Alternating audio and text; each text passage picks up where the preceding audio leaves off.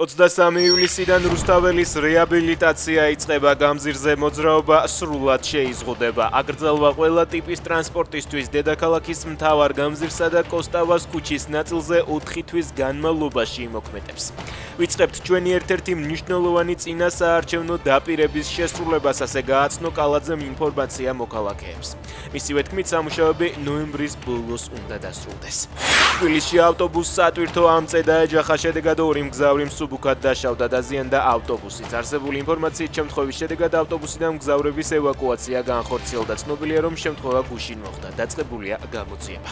რუსეთში ლენინგრადის ოლქში ინდუსტრიული ზონა დაიწვა. ცნობილია, რომ ხანძარი დამხმარე საწყობების ტერიტორიაზეც გაჩნდა. ამ დროისთვის უცნობია ხანძრის გამომწვევი მიზეზები, თუმცა არსებობს ვარაუდი, რომ ეს უკრაინელ დივერსანტებს უკავშირდება. გასულ ღამეს უკრაინელებმა მარიუპოლში რუსული ძალების მომარაგებისთვის განკუთვნილ ნავთო ბაზასაც დაარტყეს. საფრანგეთის პარლამენტმა 15 წლამდე მოზარდებისთვის სოციალური ქსელების აკრძალვას მხარი დაუჭირა. პრეზიდენტ მაკრონის განცხადებით, მას სურს აკრძალვა ძალაში სექტემბრის დასაწყისში ახალი სასწავლო წლის დაწყებისთანავე შევიდეს. საინფორმაციო ტექნოლოგიების მინისტრი შეადგენს იმ სოციალური ქსელების სიას, რომლებიც მოზარდებისთვის აიკრძალება.